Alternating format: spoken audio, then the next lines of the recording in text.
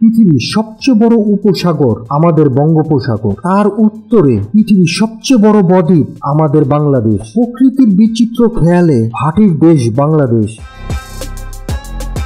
আমাদের উজানের প্রতিবেশীরা জাতিসংঘের নদী ও পানি কনভেনশনকে বুড়ো আঙ্গুল দেখিয়ে ইচ্ছে মতো বাঁধ নির্মাণ করে এবং নদীর গতিপথ বদলে দিয়ে ভৌগোলিকভাবে বাংলাদেশকে কোণঠাসা করতে চাচ্ছে। আবার আমাদের এই বঙ্গীয় বদ্বীপের আশ্চর্য ভৌগোলিক ক্ষতিপূরণ বাংলাদেশের জন্য সৃষ্টিকর্তার আশীর্বাদ হয়ে এসেছে, যেখানে জলবায়ু পরিবর্তনের প্রভাবজনিত কারণে সারা বিশ্বের বিভিন্ন উপকূলীয় এলাকা পানির নিচে নিমজ্জিত হওয়ার প্রহর গুনছে। সেখানে সৃষ্টিকর্তা আমাদের উপকূলের জন্য অন্য সমীকরণ এঁকে রেখেছেন। 1984 সাল থেকে 2025 সাল পর্যন্ত স্যাটেলাইটের ছবিগুলো বিশ্লেষণ করলে দেখা যাচ্ছে বাংলাদেশের দক্ষিণ উপকূল, বিশেষ করে নোয়াখালীর উপকূলে সাগরের বুকে জেগে উঠেছে এক বিশাল অঞ্চল। এদের মধ্যে নিঝুম দ্বীপের বাধ্যাংশ, স্বর্ণদ্বীপ, উড়িচরের বাধ্যাংশ, ভাসানচর, সন্দ্বীপের বাধ্যাংশ সহ অনেক চর দ্বীপের কথা ইতিমধ্যে উঠে এসেছে। সার্বিকভাবে এইসব পরিমিতি প্রাপ্ত ভূমির পরিমাণ 800 বর্গ কিলোমিটারের অধিক, যার মোট আয়তন সিঙ্গাপুর এবং মালদ্বীপের সমান। এছাড়া আরো 1000 বর্গ কিলোমিটার আয়তনের সমান ডুবুচর রয়েছে। এগুলো অদূর ভবিষ্যতে দেশের ভূখণ্ডের সাথে যুক্ত হবে বলে বিশেষজ্ঞরা জানাচ্ছে। 2006 সালে জেগে ওঠা ভাসানচরে এখন ভাটার সময়। সদ্বীপ থেকে পায়ে হেঁটে যাওয়া যাচ্ছে। নিঝুম দ্বীপ থেকে মুক্তারিয়ার ঘাট সহ কয়েকটি স্থানে ক্রস ড্যাম এবং প্রযুক্তিগত উদ্যোগ সম্পূর্ণ হলে আগামী কয়েক বছরের মধ্যে ক্রমান্বয়ে এইসব এলাকার আয়তন বাড়বে এবং তা 15,000 বর্গ কিলোমিটার ছুঁতে পারে। এই যেন বঙ্গোপসাগরের বুকে দেখা দিচ্ছে আরেকটি বাংলাদেশের হাতছানি। 10,000 বছর পূর্বে যখন বেঙ্গল ডেল্টার গঠন শুরু হয়েছিল, তখন সাগরের উচ্চতা বর্তমান সময়ের চেয়ে 50 থেকে 60 মিটার কম ছিল। গত 5,000 থেকে 10,000 বছর ধরে নদীর সেলটেশন প্রক্রিয়ায় নানান চড়াই উতরাই পেরিয়ে আমাদের এই বঙ্গীয় বদ্বীপ সৃষ্টি হয়েছে। আর এইভাবেই চড়াই উতরাই পেরিয়ে পলি জমার প্রক্রিয়া শুরু হয়েছে। বর্তমানে গঙ্গা, ব্রহ্মপুত্র এবং মেঘনা রিভার সিস্টেম এবং তাদের ট্রিবিউটারি নদীগুলো হিমালয় থেকে বঙ্গোপসাগরে এসে পড়েছে। আর এই যাত্রাপথে বাংলাদেশের বুক পেরিয়ে বছরে প্রায় 1.2 বিলিয়ন টন পলি এনে জমা করেছে আমাদের উপকূলে।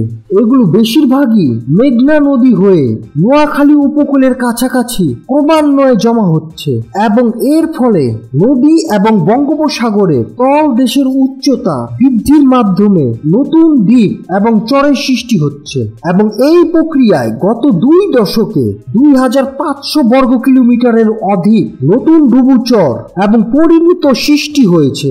স্যাটেলাইটের ছবি বিশ্লেষণ করে দেখা যাচ্ছে এগুলোর মধ্যে গত 25 বছরে প্রায় 800 বর্গ কিলোমিটার ভূমি স্থায়ী লাভ করেছে। উপসাগরীয় এলাকায় গবেষণা ভিত্তিক কর্মকাণ্ডের সাথে সম্পৃক্ত institute of water module, actual development programme, centre of environment and geopolitical information সার্ভিসের মতো সংস্থাগুলো জানাচ্ছে শীঘ্রই আরো বিপুল আয়তনের ভূখণ্ড বাংলাদেশের মানচিত্রে যুক্ত হওয়ার সম্ভাবনা রয়েছে। নেদারল্যান্ড সরকারের আর্থিক সহায়তায় পরিচালিত অ্যাকচুয়াল ডেভেলপমেন্ট প্রোগ্রামে এক জরিপ সূত্রে জানা যাচ্ছে 2010 সাল পর্যন্ত শুধু নোয়াখালী অঞ্চলে 950 বর্গ কিলোমিটার ভূমি জেগে উঠেছে। পর্যায়ক্রমে সেগুলো স্থায়ী লাভ করেছে। হাতিয়ার উত্তর পাশে বিশাল উত্তর পূর্ব ভূমি এখন বিশাল স্বর্ণদ্বীপ নামে পরিচিত। স্বর্ণদ্বীপের আয়তন 360 বর্গ কিলোমিটার। এখানে গড়ে উঠেছে বাংলাদেশ সেনাবাহিনীর প্রশিক্ষণ কেন্দ্র। স্বর্ণদ্বীপের 15 কিলোমিটার দক্ষিণে মেঘনা পেরিয়ে ভাসানচরের অবস্থান। অবকাঠামো নির্মাণ শেষ ভাসানচরে এখন রোহিঙ্গারা বসবাস করছে। ভাসানচরের আয়তন প্রায় 250 বর্গ kilometre.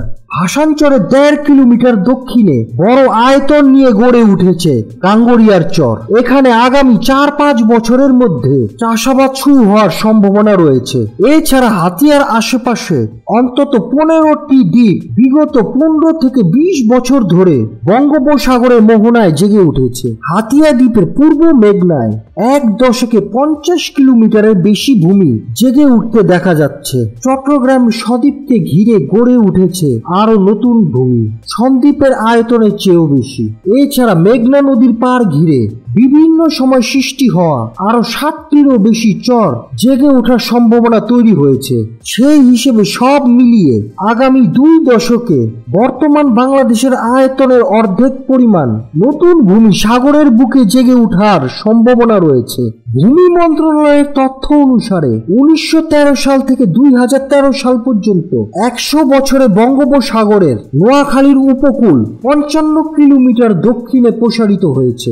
International fund for agriculture development এর সূত্রে জানা যাচ্ছে গত 100 বছরে নদী ভাঙ্গনে হারিয়েছে 1000 বর্গ কিলোমিটার। হারিয়ে যাওয়া ভূমি ফেরত পেয়েছে বাংলাদেশ। এইসব চর ও দ্বীপ বাংলাদেশের জন্য নিয়ে এসেছে এক সম্ভাবনার নতুন বার্তা।